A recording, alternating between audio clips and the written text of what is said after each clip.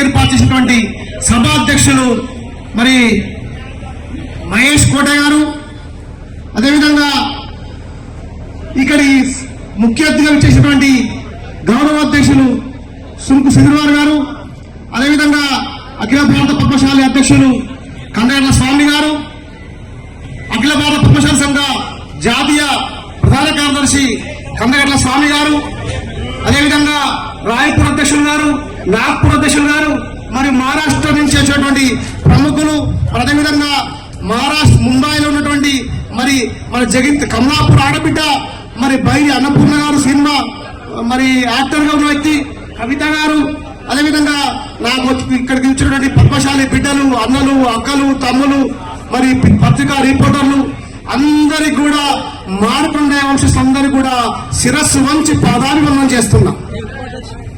మన అందరం కూడా ఈ రోజు సభ పెట్టుకున్నాం. మా సభ దేనికోసం పెట్టుకున్నాం, ఎందుకోసం పెట్టుకున్నాం? సభ వాస్తవానికి కూడా ఆనాడు నిజాంకు హైదరాబాద్ స్టేట్ కు దగ్గర ఉన్నటువంటి షోలాపూర్ గ్రామం ఆ రోజు మున్సిపల్ కార్పొరేషన్ గానే 1860లో స్థాపించబడితే మన బతుకులు మారుతాయి, మన జీవితాలు మారుతాయి. రోజు నెయ్యి బువ్వ సట్టరు నాడే ముగ్గం తప్ప మన ఆస్తి లేవు. సవాలచ్చగుండు మన ఆస్తి. ఆ సవాలచ్చగుండు తీసుకొని మన ఆనాడు మరి పొట్ట కట్టుకొని మరి మహారాష్ట్ర, షోలాపూర్, భీమండి, మరి సూరత్ ఇన్ని ప్రాంతాలకు వలసపోయి మన బతుకులు మారుతాయని పనిచేస్తే మన బతుకులు మారలేదు. ఏడ ఉన్నదో ఆడనే ఉన్నాం. ఎక్కడి నుంచి వచ్చినామో అక్కడే మనం మొదలైనం. ఇక్కడికి వచ్చినాం. ఈ రాష్ట్రంలో మహారాష్ట్ర మరి ఢిల్లీ రాజధాని అయినప్పుడు కూడా వ్యాపారానికి నిమిత్తం రాష్ట్రం రాజధానిగా ఉన్నటువంటి మహారాష్ట్రకు మనం కష్టం, శ్రమ మనం చెప్పుకోవడానికి కూడా చాలా ఎంత చెప్పినా తక్కువే. అలాంటి శ్రమ ద్వారా ఈ రోజు మహారాష్ట్ర మహానగరానికి ఎంతో మనం శ్రమ వచ్చినప్పటికీ కూడా ఇక్కడికి మనం మైనార్టీలుగానే మారిపడుతున్నాం. మనం మేజర్ కులంగా పిలువబడతలేం. మరి మనం పొట్టకొచ్చినప్పుడు కూడా పొట్టకని చూస్తున్నారు కానీ మరి ఇక్కడికి తరతరాలుగా వచ్చారు, మా తలరాతలు మార్చారు.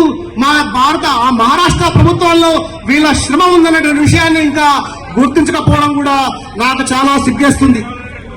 ఎందుకంటే మన నాగ్పూర్ లో, మహారాష్ట్రలో, పర్బానిలో, జాల్నాలో, భీమండిలో, ముంబైలో, తానేలో ఎంతో మంది లక్షలాది మంది పద్మశాలి ఉన్నప్పుడు కూడా కేవలం కూడా మహారాష్ట్ర అసెంబ్లీలో ఒక్కరు ఇద్దరు తప్ప ఏ ఒక్క నాయకుడు కూడా పోరాట పరిస్థితి ఉంది. మరి ధర్మనాథ్ సాగదు గారు మరి పార్లమెంట్ సభ్యుడిగా పనిచేసిండు. అదేవిధంగా మరి పార్లమెంట్ తీసే అవకాశమైనా కూడా పోయింది. మరి వచ్చే అసెంబ్లీలో ఖచ్చితంగా మహారాష్ట్రకి వెళ్లి మనమెంతో మనకంత నిర్ణయంతో మనం అడుక్కుంటే రాదు. మరి ఎట్లయినా కొట్లాడి తెచ్చుకోవాల్సిన అవసరం ఉంది. ఏమంటారు, యాశిస్తే కాదు శాసిస్తే వస్తున్న విషయాన్ని కూడా గుర్తుంచుకొని రాబోయే రోజుల్లో మరి మహేష్ కోటయ్య గారు మరి అలా పార్టీ నాయకత్వాన్ని ఒప్పించి మనం ఒప్పించకపోతే మేమందరం కూడా అవసరం వస్తే సంఘటితమవుతాం, మనం తిరగబడతాం.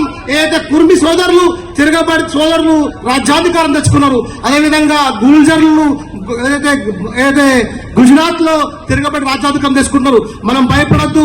మనం వాస్తవానికి కూడా తాళం చేయి చిన్నగానే ఉంటది, కానీ ఎంత పెద్ద బంగ్లైనా తాళం చేయికి తాళం వేస్తే మన తాళం తీస్తేనే కానీ తాళం చేయ ద్వారా మరి మనకు ఓపెన్ అవుతుంది. కాబట్టి మనం తాళం తెలియగల వాళ్ళం. మనం ప్రశ్న మనమే వేస్తున్నాం, సమాధానం మనమే చెప్తున్నాం. ప్రశ్నలు వేద్దాం, సమాధానం చెప్తాం. రెండు చేస్తే మనం సమస్యకు పరిష్కారం దక్కని విషయాన్ని కూడా మనం గుర్తుంచుకోవాలి. ఖచ్చితంగా మనం అనుకుంటున్నట్టుగా మరి రాబోయే రోజుల్లో పశ్చిమ షోలాపూర్ గ్రామంలో 4,50,000 మంది మనం ఇవాళ నివసిస్తున్నాం. వాస్తవానికి కూడా బీడీ కార్మికులుగా, మరి పవర్లూమ్ కార్మికులుగా, మరి ఇంకా చేతి వృత్తి కార్మికులుగా ఎన్నో పనులు చేసుకుంటున్నాం. ఆ పనుల ఆధారంగా వస్తే నిన్న ఒక పెద్ద మనిషిని అడిగినా ఆ పెద్ద మనిషి చేస్తున్నాడు 8 గంటలు పనిచేస్తే తనకొచ్చే కూలి 400 రూపాయలు. పొట్ట కట్టుకొని ఎక్కడో చౌటుప్పల ప్రాంతం నుంచి ఎక్కడో జగిత్యాలకు వెళ్లి ఎక్కడో మారుమూల ప్రాంతానికి వచ్చి పొట్ట